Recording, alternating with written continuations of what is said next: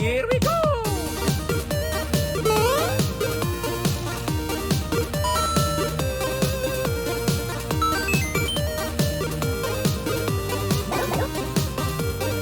Okay, let's go! And welcome everyone to another 1UP XP show, podcast / interview, whatever you want to call these. But today we are going to be joined by someone that I just kind of stumbled upon. Actually, I found him on a Western Michigan Esports tweet. And I looked at it and looked deeper, and I was like, why haven't I had him on the show yet? But this is how this is working with esports for me. I'm finding different avenues that people are continuing to kind of blaze their own path in. And with that being said, Edward Cleland coming in. Thank you, Edward, for being here. I do appreciate you. You have a big story that we're going to tell today, man. I really appreciate you giving me some of your time. My pleasure, Michael. Nice to sit here with you. So we're talking kind of more the medical side of things, if you will, when it comes to esports. But I'm just going to kind of rattle off some things here that kind of go with your background. But you're the founder of Mind Body Medicine of Michigan and Mind Body Esports. Currently, you're working on a PhD in Mind Body Medicine at Saybrook University with a focus in esports psychophysiology. Now that's a mouthful, but kind of give me the background on that. So esports psychophysiology. So obviously with the psycho part, we're talking a little bit about the brain, but the physiology part, you know, I'm like the fingers and joints and everything that's moving, right? So kind of bring me into this background because I've never heard about this. Sure. So the field of psychophysiology, generally speaking, is just referring to what happens to the body when the brain is going through a stimulus. So in mind-body medicine, we are recognizing that anything that the mind entertains or that the mind is experiencing has a physiological reaction, right? So if we're talking about stress, for instance, some people might discover that they have a physical problem when they're experiencing very severe mental stress. Right. And so anxiety could look like a pulled or strained neck for somebody. But certainly in terms of fight and flight mechanisms and rest and digest, that's what psychophysiology is really at the root focused on and understanding for health and wellness and how it affects performance as well. Got you. Okay. That makes perfect sense now. And, you know, it's when you get those bigger words, like a lot of people always say, come to me, is like, meteorology is a study of weather. I was like, kind of. It is a study of something, but it's the atmosphere. So there are deeper rooted meanings to it. But I'm glad you broke that down for us because when you look at it, first of all, it's a mouthful, but psychophysiology. But yeah, basically it goes hand in hand. How do video games basically, you know, go hand in hand with how our brain works and what's happening at the moment, correct? Absolutely. Okay. Yeah. So some of the accomplishments you've had here, and this kind of baffled me too. You've worked with a lot of professional esports organizations, Complexity Gaming, 100 Thieves. Mind you, 100 Thieves is kind of I would say the epitome of all esports organizations at the moment. Renegades right here, got to represent. NRG, Evil Geniuses, which we know, I believe GamerDoc is still over there. Fnatic, and now you're with G2 Esports. I kind of want to ask a question about all of these. What have you really learned going from different esports organizations? What can you tell us, or what have you seen when it comes to esports organizations and kind of their progressiveness towards the mind, body, and physical aspect of esports? So first and foremost, these orgs are run by really passionate, caring people. I'd say just about across the board. And a lot of the stories, people will come up to me and kind of say, "Oh, is 100 Thieves really the dream organization that we think?" And you know, everybody is trying so hard and works really hard at this. And at the same time, they all view their businesses very differently. Right. So what Fnatic is doing with their health and wellness versus what G2 or EG, certainly EG, 100 Thieves, all of them have very different beliefs, and really it depends. There's not a universal protocol yet. You know, if we're talking professional baseball, hockey, football, there's American blueprints already done. Traditional. Yeah, it's very there may be some ancillary practices, but you know you're going to find certain staff members. Right. You know, there's certain practitioners that are very commonplace there. In esports, some of these organizations are using practitioners such as myself, or an MD, or a physical therapist, nutritionist or trainer, conjunction with other staff members. Some of them are overseeing the practices. Some of them have people like me that are coming in and leading events, or are there full time as performance coaches. So it really depends on the org, but there is no standard operating procedure yet. Some of the orgs that have it flushed out far further than others. Some of them are really just trying to figure out as they go. Right. And budgets are always changing. 6 months in esports is an eternity in corporate America, or even in comparison to, let's say, a professional athletic team. That it rings, especially being in I've been in an organization here for the last 4 or 5 years. But yeah, you're 100% correct. Like, it seems like every year is just a little bit different, or it seems way different than when you first started. The world of esports is moving so quickly that, everybody's trying to keep up. Everyone's trying to be, stay with the Joneses, if you will. If you have something, you definitely want to keep it rolling, but you don't want it to be that same mundane or lose it. So it seems like everybody's trying to jump and kind of create their own path. Like we were talking at the beginning, everyone's trying to blaze their own path in esports because it is so new. There's so much of the canvas that hasn't been painted yet, if you will. And it seems like everyone's kind of saying, yeah, this can go here, this can go there, or let's see if this will stick and if this will work. And it seems like a lot of the medical field, they're kind of going, they're trying a little bit of everything to see what really works. And when it comes to mind, body, and medicine, it really makes a lot of sense because, this is the biggest tool when you're competitive in esports. Like, how are you going to do in those big pressure situations? How are you going to do when you've been gaming for 8 hours and you have one more game to go? What's it going to break down to? Do you find that, now I'm just kind of getting on these questions because I'm interested, but what have you found for these kids to be kind of the biggest thing when it comes to mental game? Is it that, endurance mentally, or is it the pressure mentally? What is kind of the biggest thing that you see kids coming to you saying, how do I fix this?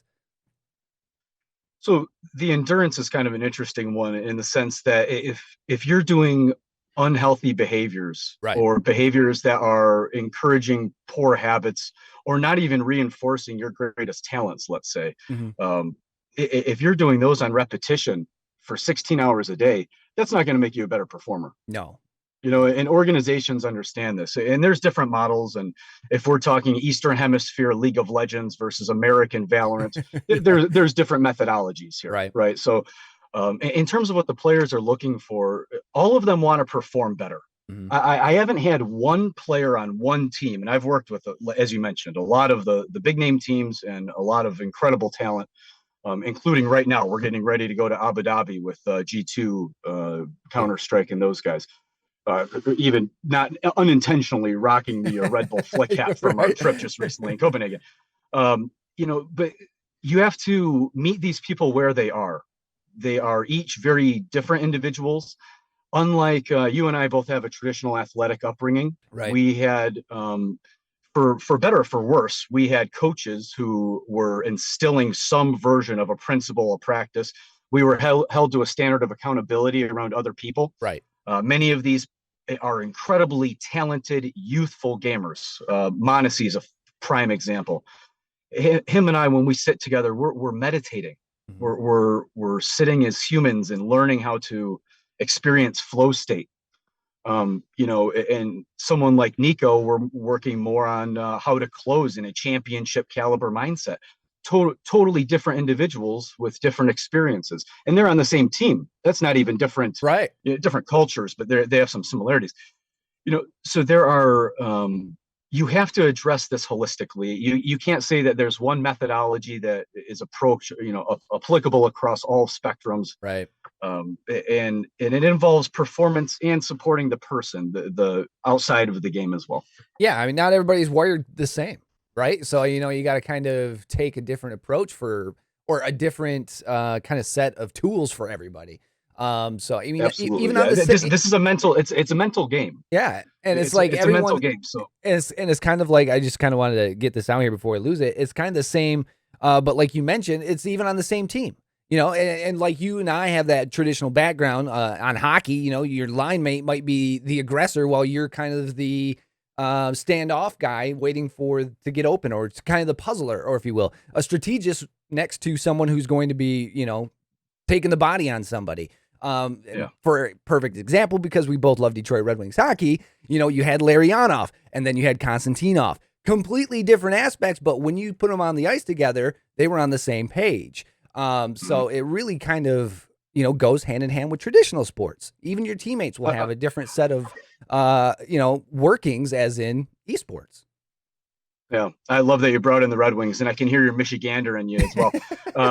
It's nice to hear. I was actually sharing with Monesi, our Russian star, our youth.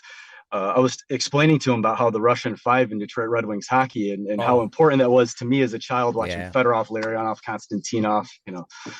It was interesting, but to the point where having to develop individual practices, and this involves the mind and the body, the team and the individual, the gamer and the person away from the game. Yeah. And outside of esports world, I just want to throw this in here because your work, stands for itself. I mean, these are big name companies here. You worked with GM, you worked with Ford, McLaren Hospitals, Comerica Bank, USA Olympics, which is amazing, but also the Detroit Public Schools. That in itself, actually, I said, whoa, because what goes on in brains in general, I don't think a lot of people have a full grasp. Obviously, no one can really understand what the whole human brain can do. But with Detroit Public Schools, I thought about it. I was like, that's actually got to be, I would even say more so than a lot of these businesses that I just mentioned, because you have a ton of different diverse youth in there, not to mention the teachers that are, teaching, but also dealing with the diverse youth day in, day out, and not to mention trying to make them or teach them and really make them better human beings. So the only thing that I can possibly think of is, like, to me, hats off, because that's got to be tough in itself, going into the Detroit Public Schools, or just a public school in general, and trying to help that way, because that's got to be a tough hurdle. That was difficult for a lot of reasons. One of them being the bureaucratic nature of the Detroit public school systems. And I can say that as someone who was there for a while and then had the opportunity to not be there. Right. That's a difficult thing. You mentioned the word education within that, and education and access, are really challenging. We're situated here where we have Flint on the north and Detroit on the south of us. And those are two cities where access and education and resources have not been provided largely. So that was a really rewarding chapter to work in that. And I did that primarily as a nutritionist. That wasn't as much on the mental health aspect. That was helping them understand how nutrition impacted neuro health, brain health. And brain chemistry. And we bring that into esports as well. My staff, Mind Body Esports, myself as a nutritionist, first and foremost, a functional nutritionist. But how do the foods we're eating, the Red Bulls we're drinking, all these type of things impact our performance? So these nootropics that we're taking, caffeine and all these other things, some for nicotine and all these different, Exactly. And, how are we going to navigate that when we're talking about regular behaviors and habits, but then also in performance windows?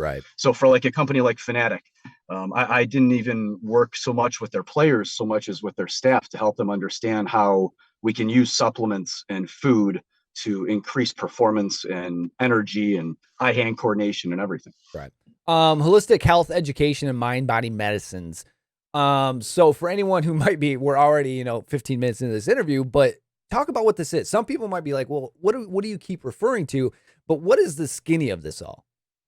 So, holistic health is a practice of medicine in which you are first and foremost recognizing the person where they are. So you are putting an individual at the center of a model, learning of that individual. That's what my graduate degree was in, holistic health education from John F. Kennedy out in San Francisco. And holistic health, the easiest way to think of it is meeting someone where they are. That's kind of the way that I get down to the bones of what holistic health means. And so that means you're surrounding them with different areas of wellness, whether it's mental health, physical health, and obviously there's many different myriads within that, right? Lifting and running and yoga and Tai Chi. And meditation, and all these different modalities that kind of fit. But you're surrounding the person with those, and that was life changing. My thesis then was called Body Mind Athletics, and I put the body before the mind back then, but my PhD is in mind body medicine, so I kind of have to go with that vernacular now. But that was meeting where an athlete where they were, and I actually worked with like CrossFits and other large companies like that, and helping develop some nutrition protocols, and created my own pH scale in grad school, and all these really nerdy nutrition things that we used in athletics. But that's what holistic health means. And mind body medicine is simply saying that we don't look at the body and some Descartesian theory where we look at the brain over here and the body's over there. Right. So we're not addressing one without the other. And one of the analogies I provide to new patients is, I won't discuss your gut health without discussing your mental health, and we won't discuss your mental health without discussing your gut health. And there isn't a way to separate these things out and get the best outcomes. So you need to look at the person as a whole, and that's what mind body medicine does, using all of the different tools available, including modern medicine, Ayurvedic medicine, which is traditional Indian, traditional Chinese medicine. There's many different modalities it pulls from, but it's not some fluffy new age thing. I mean, it's you should see the debt you have to take on to get these degrees. It's amazing. This is accredited stuff. So it's very specific in practice, and I'm referred patients from hospitals and all kinds of people trying to, I used to work in cancer and diabetes and all these fields. But esports is more fun. I say it's better than helping people die of cancer or try to overcome stage 4 pancreatic cancer. Esports and winning tournaments and playing is a lot more fun. And that's kind of exactly what I wanted you to hit on is it's not fluff. It's not, made up. There is a background to it. Like you said, modern medicine, all the medicine it's science based. Exactly. I mean, it's all science based. It's not something you're making up. No, exactly. No, it's blood tests, and we listen to Huberman Labs, and I mean, we're not like just floating out and meditating. No. It's applying all of the modalities we can to help someone.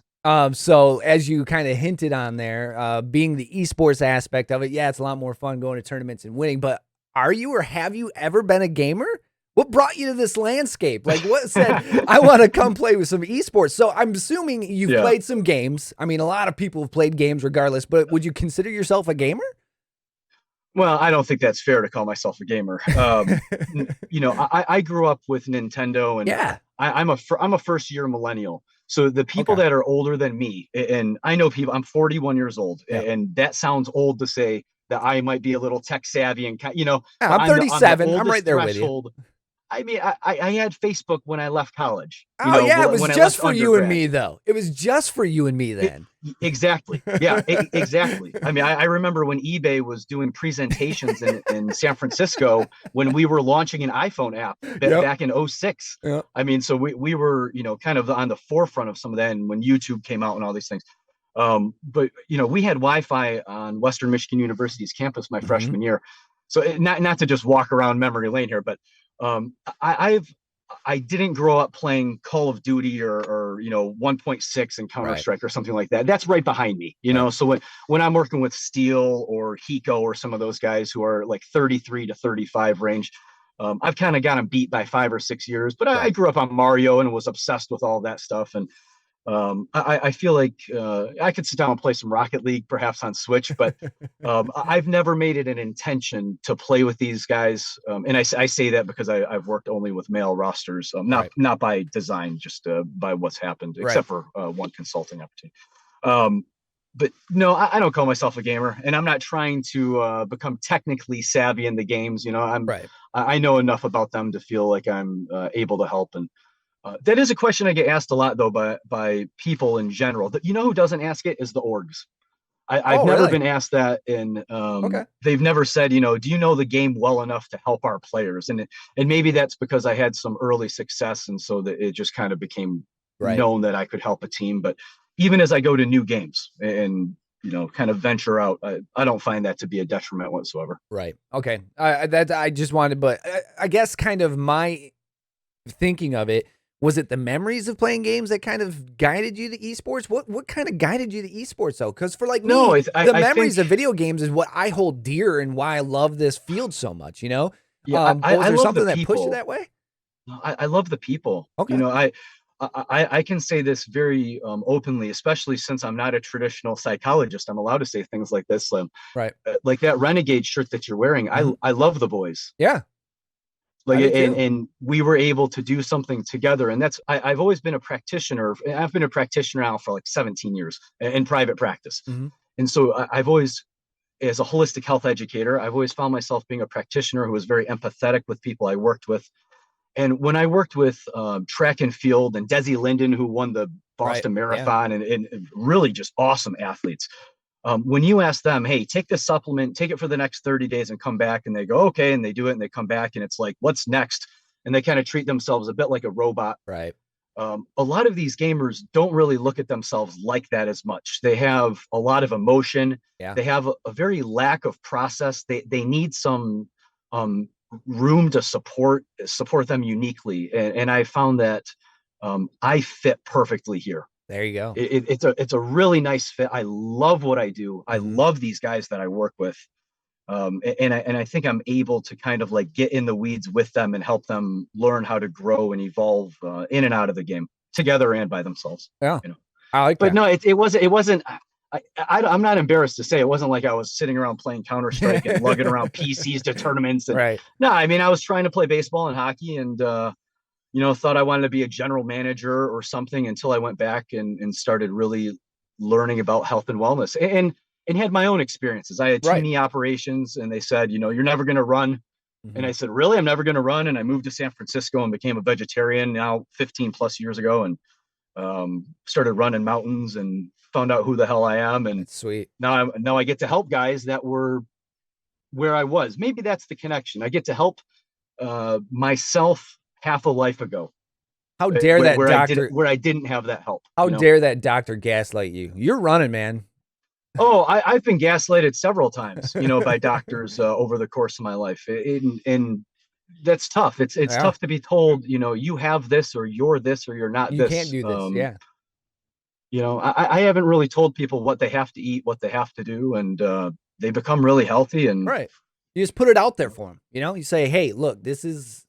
I really think this will be something that really helps, something that you need while you're doing your, your gaming or you're taking your esports road, if you will, and more than likely it'll probably pan out because I'm not gonna lie, as a gamer and as a person who spends a lot of time gaming, our diets, yeah, there's a reason it's a stereotype, is not always the best. yeah. Oh, Lack of sleep, sometimes it's the terrible, but you food know we whose eat. diet's terrible? Justin Verlander's diet was terrible That's true. with the Detroit Tigers. Yes. And he's a first ballot Hall of Famer, top handful pitcher in the last couple decades. Mm-hmm. So if some of these guys don't want to be told. Chad Ochocinco absolutely flamed me on Twitter, because I said something about no athlete's going to perform their best without having a diet that's personalized off of their blood type or something, Right. blood results. And he's like, I'm not there to tell people what's right or wrong for them. Right. I kind of know what we've studied, but they have to want to do it. And change is really complex. They got to buy in. The buy-in is everything. Right. You have to do that. Buy-in is everything. Yeah. A roster that is not the best roster can get the best roster results if they all have the buy-in and they do it together. Correct. That's what I believe Astralis did when they were at their heyday in CS. I believe they had 5 guys who bought in completely together, and they learned how to do it. And you see it with teams like the Outsiders. I say this as an outsider. I don't know the Virtus Pro guys at all, Jame Time or any of them, but you see these rosters that become a greater version of themselves. We're Detroit Pistons guys, right? Yeah. We grew up with this. We understand the synergy of rosters. Yep. So when you apply the mental health components to it and the science to it, it seems to really work. Oh yeah. I mean, you look at the 89-90 Pistons, they were bought in. They shouldn't have been beating some of those teams by any means, but they were bought in and it worked for them. We have a lot of that in Detroit. I think that's just kind of Detroit's motto or Michigan's motto in general. You buy in, you can do anything you want. But you have to buy in first. You can't just do something willy-nilly and think you're going to be the best at it or get something done because it's not going to work that way. But let's get to the questions. I know we've kind of we've been talking a lot here about really just kind of. Sorry, you primed me too well, Michael. I know. I was I'm excited. sorry. Once you started telling me really who you are before the call, I'm like, oh man, this isn't going to be half an hour. But you kind of point towards an article in your website.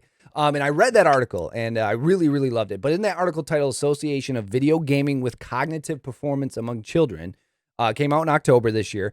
It found that in 2,217 kids studied that they had enhanced cognitive performance while playing video games compared to the kids who did not. So if this is harnessed and used correctly, video games could really be useful. That's what that article is telling us, correct?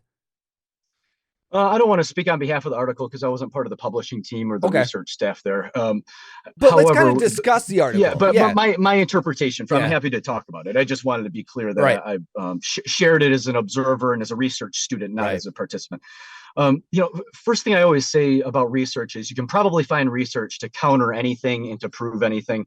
Enough things have been published, not yet in esports, but when we're looking at cognitive function, I think my primary takeaway here was it takes cognitive function and it enhances cognitive function to play the games. Right. In order to do this, we are seeing similarities in other areas. Like I not to toot my horn, but I'm impressed with that. My 9-year-old is might say more about my ability. He can compete a little bit against me in chess. Yeah. And I appreciate if JKS hears this, will kill me because I'm trying to play him lately in chess. I can appreciate that we're kind of playing this game together. And I know that by him playing it, it's working for him in other areas as well. Just like the same reason I think making your bed or rituals in general. I think a focused ritual with a real strong focus allows you, a singular focus allows you to ignite these cognitive pathways. And so without trying to sound too nerdy or get into like the neurology of this, when we do that repeatedly in life, we see that there's certain things that become similarities. And so whether you're trying to fold laundry, as Thich Nhat Hanh would say, or whether you're playing video games, I think if you're doing it in such a way that you're allowing yourself to be fully engaged, and that involves great focus. These aren't passive things. These aren't things that are just happening. And in video gaming, even more, the thinking has to be there. I mean, I've been in the flow state when I've been shooting a basketball at the Cash App compound, right? Against my buddy Ryan over there. That's not as involved with thinking as esports is. So it doesn't surprise me that even if you said, well, I was in flow state, Edward, and I wasn't thinking about that peak, and I just reacted, and I heard my teammate and I reacted, and I wasn't thinking about failure or something. This takes a great deal of concentration. So I believe that what we are seeing is, and what we will continue to prove, and I'm a researcher myself and going to be publishing research in psychophysiology, as you kind of mentioned, the mind and the body have to be synchronized. And there is going to be, the more scanning research that they publish, we're going to see a lot of really cool things in the upcoming years. I'm on the board of a few of these journals that are like research journals, and they're all over the world. You have practitioners. The amount of people that reach out to me that want to do what I do in this profession, there's a lot of people studying this right now. Yeah. So they are doing a lot of research in a lot of different areas. So I think it's going to continue to prove that the mind and body are used efficiently and at a very high level in professional esports in particular. I think you just threw me back into my pro days of Fortnite, because I was that kid that I was a kid. It was 4 years ago. I was 33. But I mean, for the year that I was pro in Fortnite, I was that reactive kid. I wasn't the one that was always, like you said, where I was in flow state, but I wasn't paying attention. I would react necessarily. I wasn't necessarily focused on what would happen after the fact, or 2 steps ahead, as we like to say. And I think that's kind of what put me in a corner. As kids are younger, they're learning it. Maybe the 2 steps ahead is much easier for them. But for me, I was more reactive and not thinking about what the consequences were, or what's next after that. I wasn't 2 steps ahead.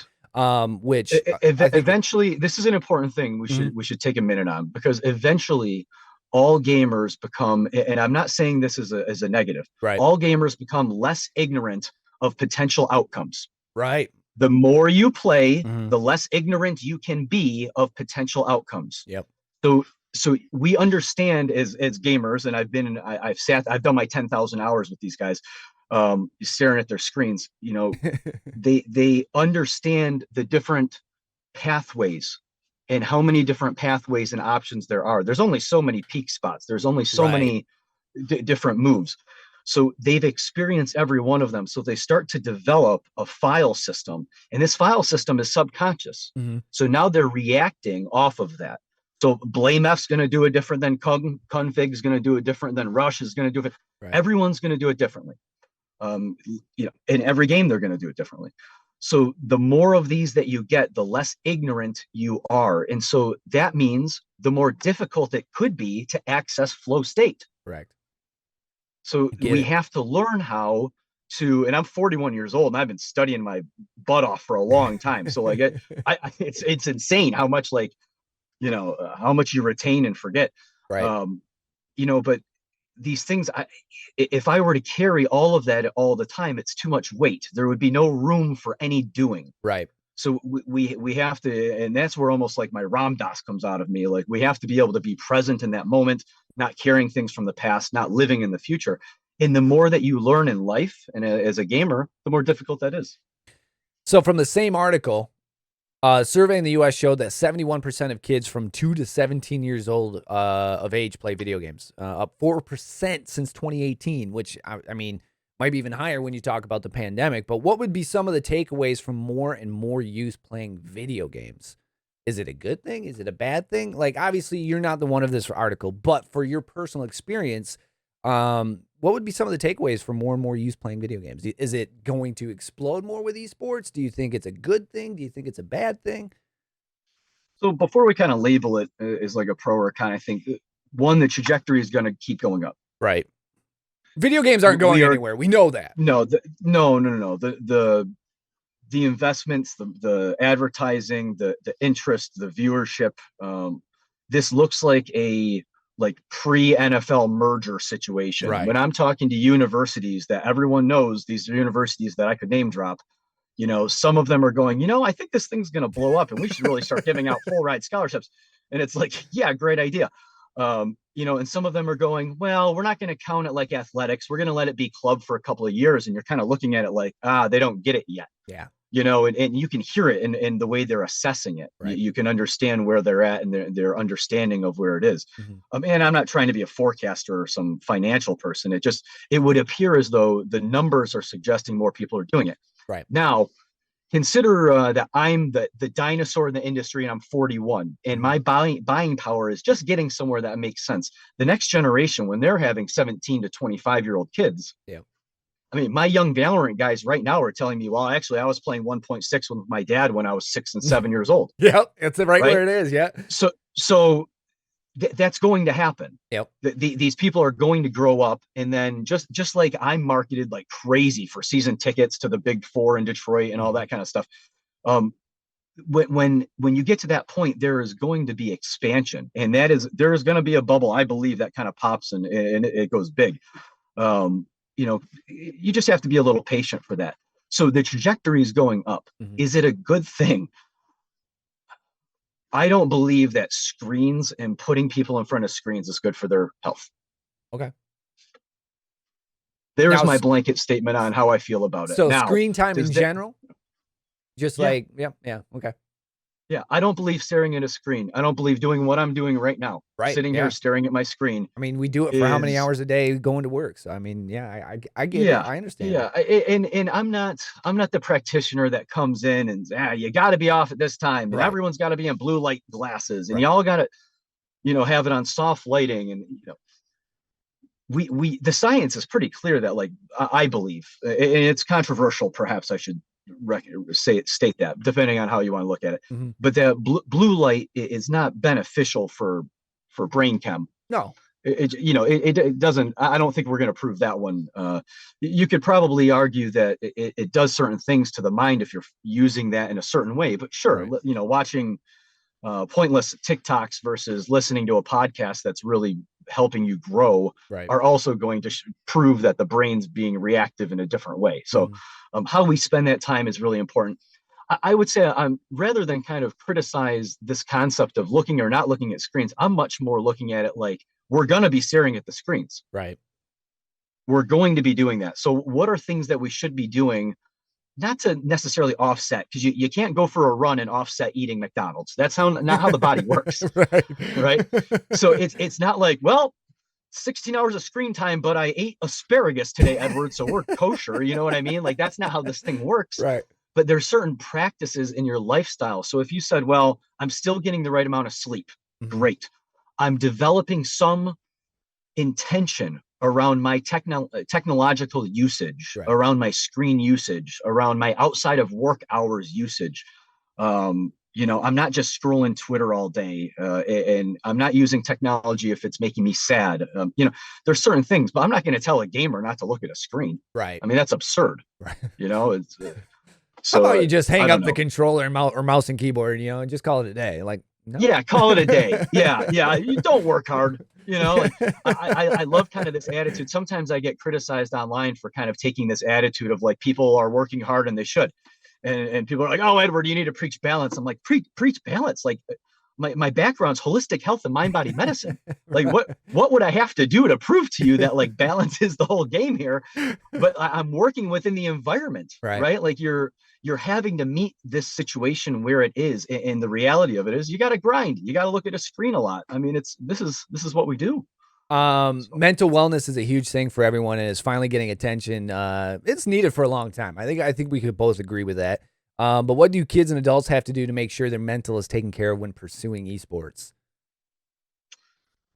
Oh, that's a complex question, right? I would say look at your routines and lifestyle, and make sure that you're putting yourself in a position where you're supporting that endeavor. Right. And that's tough at the collegiate level. I'll say that right now. And yeah, I have a lot of parents that call me, hey, my kid's really good and I want them to become a pro gamer. And I say, well, are they one of the best unranked?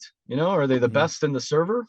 No, but out of their friends. And I go, okay, well, out of my friends, I was the best baseball player and I didn't make D1, right. So that's not really how this works. You got to kind of like, put it into perspective, but not to kind of go back and reiterate the term balance, but you have to find a sense of balance that, and that's difficult, but look at that big picture. It's not just mindset when you're playing. It's like, how do you walk into the server? How do you walk out of the server? What are these entry and exit points in everything you do in life? Are you able to take those moments and reiterate your intention set and recheck in with yourself and see if you're on that path? There's no sense in continuing doing what you're doing repeatedly if it's not actually leading you somewhere positive. Right. I mean, because what's the thing that my cousin always tells me? His dad, my uncle, used to tell him something all the time. Is like, oh man, it was like multiple times. They're like, oh, I can't even remember now. It's something about being stupid and doing the same things over and over and over again. Like, you don't continue to be stupid and do the same things over and over again if it's not giving you the right result, because it's not going to work. You have to kind of the definition of insanity. There you go. That's it. Yeah, I got you. Yeah, the definition of insanity is to do the same thing over and over again and expect different outcomes, or different results. Yeah. Different results. There, that's what it was.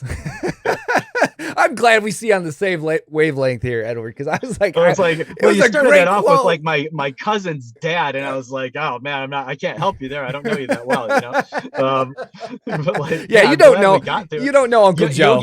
Yogi Berra used to say, I don't know where we're going, but we're making great time. And I say that to my team sometimes, like, guys, don't be worried. Like, look what we're doing. And they'll be like, well, yeah, but we got this big moment coming. I'll say, oh, look what you're doing. And they go, oh yeah, well, you're right. You kind of have to look at where you are. Listen, Yogi had a good head on his shoulders. 4 things: mindset, nutrition, movement, and lifestyle. Play into the look good, feel good philosophy, if you will. I always like that one. Look good, feel good. Because there is a thing to it. If you have some confidence, you walk different, you talk different, you think different. But how can these 4 things... Walking with confidence, real quick. Walking with confidence is the first thing they teach in the U.S. military. There you go. Yeah. Shoulders up, chest out, chin up. Feel good, right? Like that's the first thing they teach. Right. When I'm running as a pacer on an ultra marathon and my buddy's winning it, my trainer Matt is a 100-mile champion here in Michigan. Yeah. And we're running. We look at his skeleton. right? We look at what that skeleton's doing. So yeah, that's the step number one, is to look at how you carry yourself. Sure. How can these 4 things be implemented into everyday video game in life to make you better at what you're doing? So you have to have a plan of each one of these. You have to have some concept of, if I ask you, what today are you doing for your mental health? Right. That shouldn't be something that you have nothing you can say about. Okay. Right. That should be something that you have something formal, right, that you can tell me about, and something that you did that was informal. Well, I didn't know this would go this way, but I thought about it, and this is something I learned from it. But also a formality. I love us to have a meditative moment in the morning, a meditative moment at night, some form of check-in throughout the day. So there has to be something formal and informal in each one of these categories. If you don't know what you're eating for your next meal, start thinking about it. Start planning out tomorrow. Start questioning these things. This is back to the holism concept, to meet someone where they are. We have to have some form of plan on these things, right, and that will vary by person. But my intent isn't to give you your plan. My intent is for you to help me discover what will work for you, and for you, I'll help you learn how to hold yourself accountable for that. Lifestyle is probably the one that people don't want to talk about, but it's like the biggest one. Oh yeah. If you set yourself, if you set yourself up in a way in which you can live a certain type of life, then these things don't become these, heavy lifts day in and day out, where you're exhausted from being healthy. Right. I mean, it shouldn't be that. When I used to be a manager of a very large gym here in Michigan, you would maybe know it because it's Lifetime Fitness. We had 12,000 members, and it was just huge. And we would do these 60 and 90-day challenges, every 60 and 90 days. Yeah. And people would do things for those 60 and 90 days that they could not do for the 60 and 90 days afterwards. And, if you want to live for like more than a year, like figure out how to do things that are going to help you sustain this. Don't just chuck this in every 6 weeks, and now it's December and I got to regroup for January and then be overwhelmed. And in February, I'll be back to depression. And we got to figure out the system. Yeah. So, but there's the system for mental health, the system for nutrition, the system for physical health and movement, and figuring out what that means. And that's complex as well. All these things have to be done formally and informally. You got to have some answer. If you get on the phone with me and you don't have an answer about those, we're not wasting the G2's billable hour. Right. Go back to the drawing board. Yeah, I totally understand that. If you come in with nothing, obviously you're probably going to get nothing out. Like, don't waste my time. Don't waste your time with nothing if you're not going to put nothing or anything into it. Right. I mean, that's kind of the way that it goes.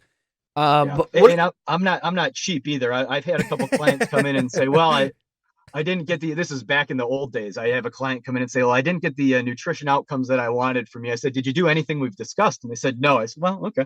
Yeah. It's like, I'll sleep fine with that one. Yeah. So, but what is the biggest mistake you're seeing from kids in esports? This is kind of one of our last questions, but what are the biggest mistakes when we talk the 4 things: mindset, nutrition, movement, and lifestyle? But what are some of the biggest mistakes you see with kids in esports? They need to create more space and time to consider themselves and what they're going through. When you say kids, I'm thinking more youth level, right? They're getting too wrapped up, and this is the social problem, right? They're getting too wrapped up in defining themselves through external variables. Okay. Definitely. And they need to practice and learn how to better define themselves through their own experiences and time with themselves and getting to know who they are. And you can't really know who you are when you're in your youth. And I'm not the same person I was 10 years ago, much less 25 or 30 years ago. But we need to create more empathy and compassion, and stop comparing ourselves to something that quite honestly does not exist. Yeah, I 100% agree with that. Would you say it was kind of the maturity level, if you will? Do you think that's kind of what plays into it?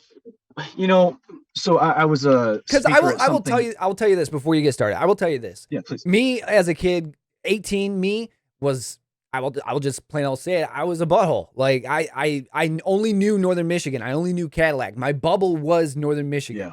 Growing up in a meat eating gun-toting red town. Like, that's all I knew. Going to college was the best thing for me because I saw a million other bubbles. My first roommate was gay. That was the word that I use all the time, which I didn't realize was a problem. But, you know, you learn these things as you grow. So me now, compared to 18, 20 years ago, I realized I was kind of a meanie. Like, I did not realize what I was none doing, of us, but you that's know, growing. Yeah, That's the maturity of it. I don't know anyone our age group who wishes everything that they did in their youth was on Facebook and YouTube for everyone to see now. Exactly. Right? I haven't met anyone that said they wished that for themselves. Oh, no. You know, and so I think there has to be a new way we do this where, Right.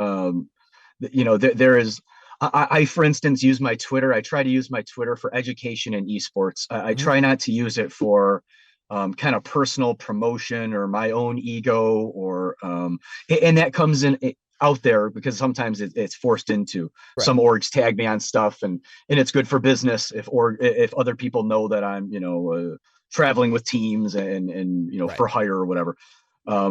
But yeah, it's really difficult. Like, we're in an industry, and gaming is the industry that is most online of all these different industries. So it's, how do you represent often, you know, like with this authenticity in that space when everything's just a comparison? In Taoism, which is a beautiful philosophy for those that don't know what that is, where the yin yang comes from. Right. We say that a weed is beautiful, but it's only ugly when it's compared to the flower. You know, so it's the comparison that causes the ugliness, and that's absolutely the case for everything, I believe, in life, really. But the youth could learn from that to just try not to compare themselves to something. Spend a little bit more time without, you know, the internet. God, I hate to sound like such a boomer, but it's going to be a thing. I mean, I promise it's going to be a thing. Like, it's not. I love how Huberman has made it so accepted that you got to get outside in the morning and get some sunlight in your eyeballs. Right. Like, go touch some grass, kid. Yeah. The EG. Yeah. We got to touch grass. You know, so doing this is kind of accepted, but everyone knows what it feels like to go outside and to go in nature for 30 minutes plus, and then come back. It literally changes you cellularly. It really does. It literally does. Yep. It scientifically changes you cellularly. And it's not even like arguable. Like, the grounding effect of being in nature has been researched for 5,000 plus years, and we're meant to do it. So if you're spending your time in ways that aren't what your ancestors did, these, I believe, the 200,000 generation or years that the modern humans have been walking around, when we think about that, all of our ancestors were living in a certain type of way, and we're not living that way anymore. Correct. And there are dramatic health consequences for this. Yep. And so don't judge your mental health before you go outside. Don't judge your mental health before you do something physical. Don't judge your anything, right? Like, you have to allow yourself, that's the key word. You have to allow yourself to experience things that'll let you be healthier. And just like you said, one of my favorite quotes of all time, and you actually were very close to it, from Eeyore. I'm not even joking when I say this, but weeds are flowers too once you get to know them. Like, I mean, well, Eeyore was Taoist, and Pooh was Buddhist. Right. So I mean, and there's some cool website out there. Get on Reddit or something and check that out. But yeah, I think there's even a book called, you know, Winnie the Pooh the Buddha, or Pooh the Buddha or something. I don't know. There's some cute book about that. But you notice he was just like, you know, easy come, easy go. Right. I mean, he was basically like a Buddhist cone. You know, he was a story. He was awesome.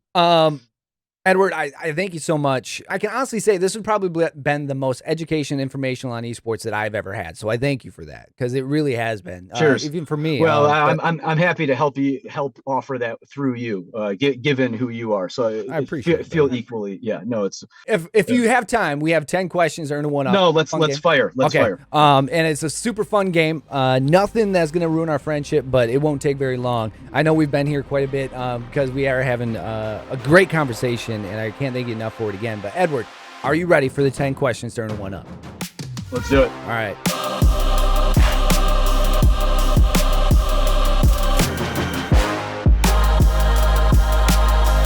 Number one, right off the bat, and this one might catch you off guard, but what is the perfect sandwich? Oh, I'm not going to make anyone happy with this answer. You know what? I'll go with, I'll say something a little bit more kind. Joe and Juice, tuna avocado in Denmark with my boys. Okay. That actually doesn't sound terrible. That actually sounds really good. I don't know what you're upset about. It's the bread is fantastic in Denmark. Okay. It's this thin, crispy flatbread, minimal ingredients. Won't make you feel bloated, not high in gluten or sugar. Okay. So yeah, I felt okay about that answer. That's a good one. Okay, number two, iPhone or Android guy? iPhone. Yeah. Of course. Oh boy. All these coaches I've talked to with collegiate esports are like Android. They're too into the tech. That's where it. I just say no. My laptop connects to this, connects to everything. No, we're good. Number three, what is the scariest animal? Oh, I hate to be philosophical. The one you hear in the woods when you're running in Michigan in the middle of the night and you don't know what it is. Dogman? You know what I found it to be was coyotes. Oh, dude! I don't know if I'd say. No, I totally 100% scariest agree. Animal, but I hearing them go off, buzz past oh me. Man, it's frightening when they're killing deer in the middle of the night, right back here in the park. Yeah. It's frightening. I'm a hunter, so I'll be out in the stand, and when they go off, like I had one go off on me this hunting season, 50 yards behind me. It sent the hairs standing on the back of my neck, just hey, like right behind you, no quiet. There was two winters ago in the state park here. I was standing under the moonlight, meditating in like deep snow and like sub-zero weather. Yeah, I run in the winter on the trails, and all of a sudden these deer came zipping past me within 2 feet of me. Yeah. And they were just flying past me, and I stood there, and I felt this sense of gratitude. Oh, how beautiful! And then coyotes, right past my shins, and it was like I could feel their hair and the wind just zip past me, and it was like, oh, my heart jumped out of my chest. It went from being like this beautiful moment to all of a sudden I was like, oh, you are not in some beautiful state here. You are in like survival life and mode. death. Yeah. Oh my God. I was alone. I wasn't even with my running partner that night. It scared the hell out of me. Number four. Now, with our traditional backgrounds here, favorite sports movie? Field of Dreams. Oh yeah, haven't had it yet, but I knew it would come at some point. I'm a sap, good one. and I've been to Dyersville, Iowa, with my father. Oh, have you seen the field? We played in the grass, but this is the kicker, and this is the kind of person my dad is. This will tell you a lot about him. So that year, he was the manager of my team, and we chose our uniforms, and we were the Black Sox. We were the South Farmington Black Sox. So our uniforms were these black baseball uniforms. And while we were there, he's like, let's bring our uniforms and play in our uniforms on the field. And so I was like, oh, that's cool. I was a young kid. I'm like, that's cool. Well, people started coming up to us thinking we were movie extras.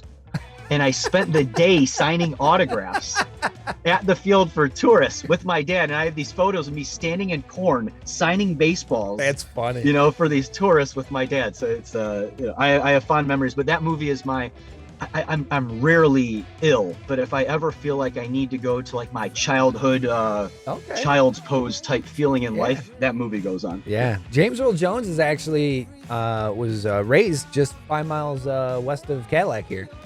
Up towards Manistee. So I was like, what? Michigan's got a bunch. People, you can't crap on Michigan. Michigan's legendary. So much talent. Yeah. You don't know that comes from here. Like a lot of people, I tell them Nick Merckx is from down by you, just south of Flint. And they're like, what? Yeah. Oh, we got a bunch of them. We got a bunch of pros in the area, content creators, a whole bunch of people. Yeah. Actors, everybody. I kind of joke that it's like California, Texas, New York, and Michigan. Like those are the areas and people don't like that, but I'm high on Michigan. I love it here. And best collegiate esports program in the world, Northwoods, Midland. Yeah. Go figure. Who would have thought, right? We're progressive here. We're giving out a lot of scholarships in the state of Michigan for esports. We're a progressive state. We're a hub. Yeah. We're a hub, man. Yeah, we're a hub. Yeah. Would you rather, this one I think I can probably already guess, but would you rather spend a week in the forest or one night in a haunted house?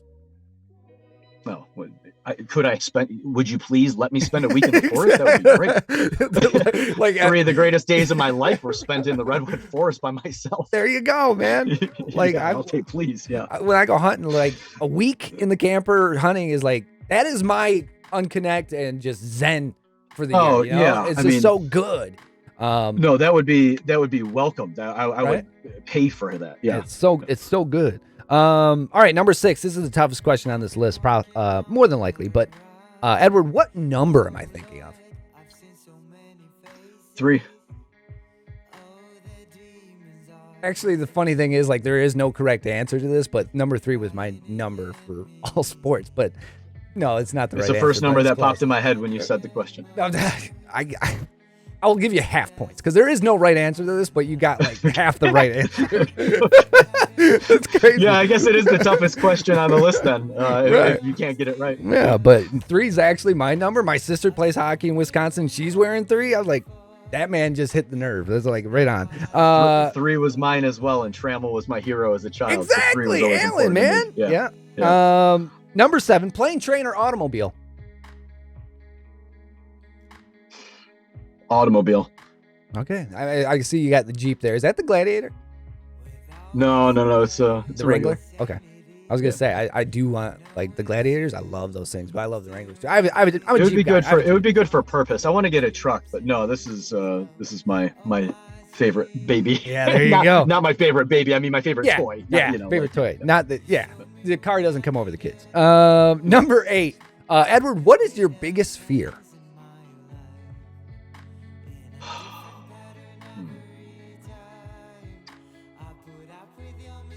Not being a good enough husband or father. 100,000,000%. Like I think that's a lot of our fears. You know, not being. Yeah, that and person at the I don't right know if time. I dwell on the fear of it. I think I do a lot to act on it, but Right. I'm not scared of dying. No. You know, I kind of want to like experience a lot of cool stuff before I die, and I want to be here for my kids and experience more things with my wife. Mhm. But no, I would just say not being a good enough father or husband. Yeah. Nailed it. I agree 100,000,000% on that one. Was I supposed to keep that esports related? No. I mean, These are 10 yeah, I don't really random have a lot of questions, fears with man. esports. It's a little fearless. Number 9, DC or Marvel guy? I'm not the one to ask this. I really don't care. I like them both. My kids just kill me for not being able to answer who my favorite DC or Marvel guy is. Yeah. I get that all the time from them. They're like, but do you like Spider-Man more? Or do you like Iron Man more than this guy? And I'm like, I really don't have a preference. And I don't know. I think they're all cool. I don't know. I have no preference. I like Stan Lee. How about that? I was down with Stan there you Lee. go. Everyone loves Stan Lee. Number 10. All right, last one, then you're off the hot seat. And then when you do, please apologize to the wife for me. I know I'm keeping you a little bit longer. But number 10, one song for the rest of your life, Edward, on repeat. What is it? Alter Ego by Tame Impala. Okay. Right off the lips, like boom, nailed it. Well, we got the Spotify review in the last 24 That's true. hours. We did get that. It's been my number 1 song for the last, I think, 9 years. Okay. So I guess I'm stuck with it. It came out in 2010, and JKS turned me on to Tame Impala, and I don't think I've stopped listening to them daily since 2010. So I guess I can tolerate that song. There's a lot of others. I love music. I could probably listen to a lot of songs forever, but if it was just one, I could roll with that. It's just one more item that we could talk hours on, buddy, as I was in a band and music is the way that I zen. Like if there's something going on, it's just music. Lose myself in a pair of headphones and some music and just boom, gone. It's vibrational. So I took a class called Spirituality and Music. Okay. And we basically went through music throughout all these different nations and eras and ethos and epochs is what you would call it, but it's eras of human development. And so the things we're pulling through as threads from one generation to the next, right. and different, it was all vibrational. So there's different frequencies in which all these songs affect us and depending on our mood. And the one thing I'll say is I don't like my players listening to a lot of 21 Savage before a big match. It's too depressing. Right. I'll go on the record for that one. Save that for when you want to be sad if you happen to lose afterwards. But yeah, music moves us. Music speaks to our soul. It's huge. Yeah, it should be a part of everybody's daily habit, I believe. Some form of music. I can't thank you enough, Edward. With that, Edward Cleland, you're off the hot seat. Thank you so much for joining me, man. I can't give you enough props. And being that, you're a Michigan Michigan man, love the sports, traditional, doing your thing in esports. I only feel that closer to you, and I feel like we're the same mold, brother. I truly do appreciate you giving me your time. Absolutely. No, pleasure sitting with you. Cheers. Here we go.